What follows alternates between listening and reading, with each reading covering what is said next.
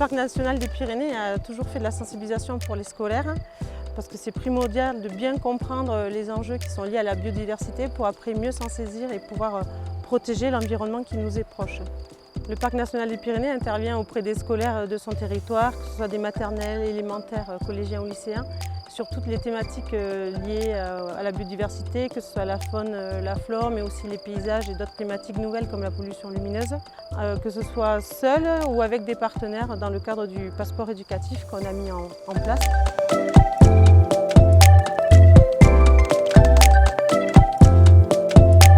Le passeport éducatif est ce qui régit notre fonctionnement. Donc, ils sont listés toutes les thématiques sur lesquelles on peut travailler. Ça permet aux enseignants de se saisir de ces thématiques pour co-élaborer ensemble des projets à mener tout au long de l'année. Les gardes moniteurs font des interventions en classe ou sur le terrain pour accompagner les élèves.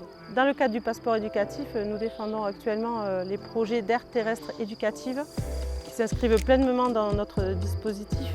On a la chance dans la vallée de Cotteret d'avoir une aire terrestre éducative, une ATE, depuis plusieurs années. Donc c'est un lieu qui a été mis à disposition par la commune, donc sur lequel il y a un jardin partagé et tout un espace dédié à l'éducation de l'environnement. On fait une dizaine, voire plus de sorties dans l'année. Et l'intérêt de cet espace-là, c'est que vraiment les enfants sont acteurs de leur environnement, acteurs de leur milieu. Et ce sont eux qui font des propositions.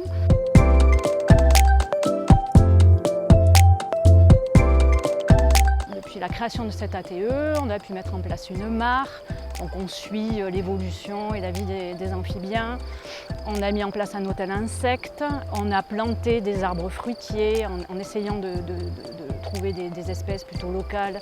Et là aujourd'hui, on a fabriqué des nichoirs pour accueillir la faune sur site. L'ATE a permis aussi à l'école de s'équiper en filet à papillons, en troubleau pour la mare, en boîte à insectes. Et régulièrement, les enfants viennent à pied de l'école, mais ils peuvent revenir en famille les week-ends et puis transmettre à leurs petits frères, petites sœurs, à leurs parents.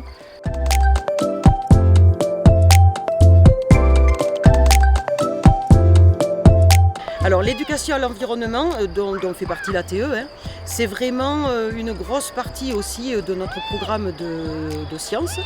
Et il y a une autre part du programme que touche l'ATE, c'est aussi l'éducation civique et le vivre ensemble. Ce côté fédérateur entre tous les enfants de l'école, y compris avec les parents, parce que les enfants, il leur arrive d'amener leurs parents sur l'ATE.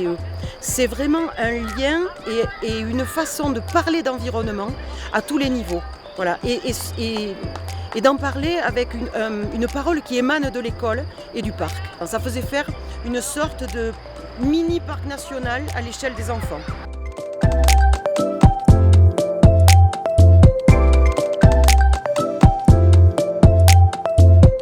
Les aires terrestres éducatives est un dispositif qui est proposé par l'OFB.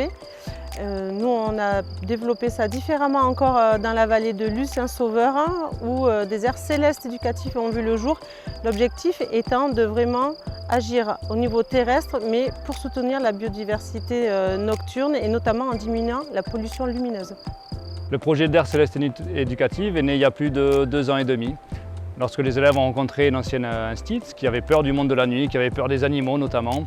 Et les élèves, alors pas du tout. Ils étaient très curieux de ce monde-là. Et surtout, ils s'étaient fait une réflexion, ils ne comprenaient pas pourquoi les lumières étaient allumées la nuit, parce qu'eux, ils dormaient. Alors l'aire céleste éducative a une particularité par rapport aux autres aires terrestres éducatives. Elle est tournée vers le monde de la nuit, le monde du ciel. Et les élèves ont des actions à la fois pour la préservation de la biodiversité nocturne, mais aussi toutes les actions qui vont engendrer des nuisances sur la nuit, notamment l'éclairage public. Les élèves ont énormément agi là-dessus, sur savoir comment contacter des maires qui étaient responsables de l'éclairage et comment est-ce qu'on peut préserver les animaux. Donc il y a des lettres qui ont été écrites en mairie, des observations qui ont été faites, des pièges photos qui ont été posés pour savoir un petit peu quels étaient les animaux qui fréquentaient ces aires. La particularité de ces aires célestes, c'est qu'elles sont sur 4 territoires. Ce sont 4 écoles qui travaillent ensemble. L'école de Barège, l'école de Gèdre, l'école de Luce et l'école d'Esquiez.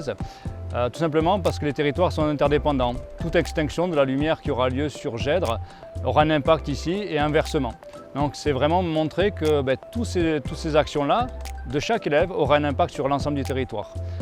Alors on a travaillé avec l'ARIS, avec le Pic du Midi aussi, avec notamment tous les partenaires, Parc National. Les élèves ont rencontré des maires, ont rencontré le SDE, ont rencontré des astrophotographes sur l'impact de la pollution lumineuse, comment on pouvait le régler. Une autre particularité de ces aires célestes éducatives, c'est le fait qu'il y ait des enfants dès la maternelle qui y participent pour avoir un projet sur la longue durée et la possibilité d'avoir des actions pérennes. À travers ça, il y a eu des spectacles qui ont été faits, 2 journées de grosse restitution l'an dernier avec un gros spectacle, une comédie musicale, mais des expositions aussi photos, l'exposition du travail des élèves, un planétarium gonflable pour sensibiliser les gens au monde de la nuit. Il y a eu la même chose cette année sur Barège avec la création de films d'animation dans les 4 écoles qui ont été vidéoprojetés aussi ce jour-là. Le programme de ces aires célestes éducatifs est assez ambitieux puisqu'il y a eu des échanges qui ont eu lieu entre les élèves cévenols et pyrénéens qui se sont rendus au mois de mars 2024 dans les Cévennes pour découvrir cet environnement.